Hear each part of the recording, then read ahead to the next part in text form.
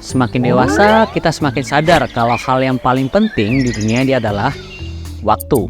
Tapi secara nggak sadar juga banyak hal atau kegiatan yang nggak ada artinya dalam hidup kita, bahkan justru menghambat proses menuju kesuksesan.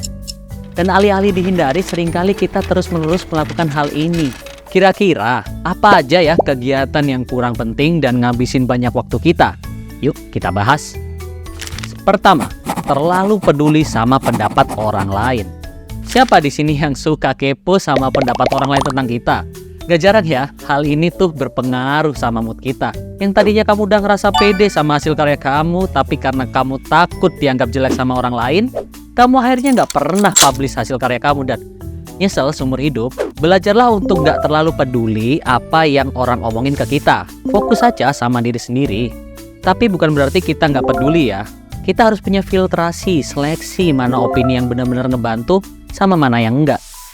Kenapa terlalu peduli jadi salah satu hal yang harus dihindari? Ya karena semakin kita dengerin pendapat orang, ya kita bakal semakin ragu nih dengan apa yang udah kita kerjain. Jadi kita takut buat gagal dan takut bikin kesalahan. Ini nih yang bikin kita nggak bisa berproses.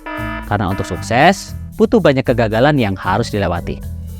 Yang kedua, terlalu banyak mikir atau overthinking.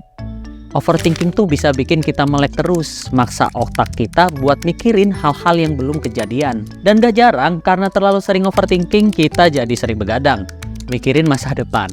Rhoma Irama pernah bilang, buat apa begadang kalau gak ada artinya? Tidur itu salah satu komponen penting untuk kualitas hidup yang baik. Dan begadang tuh bisa mengganggu ritme tidur alami tubuh, ganggu konsentrasi, produktivitas, dan berdampak negatif pada kesehatan fisik serta mental. Dan yang ketiga nih, kerja terlalu keras. Jangan terlalu keras sama diri sendiri. Sukses tuh emang butuh kerja keras. Tapi perlu diingat bahwa sebagai manusia tuh kita bisa stres dan perlu istirahat. Kalau kamu punya banyak kerjaan dan butuh diselesaikan cepat, bukan berarti kamu harus nge-push tubuh ke titik maksimal.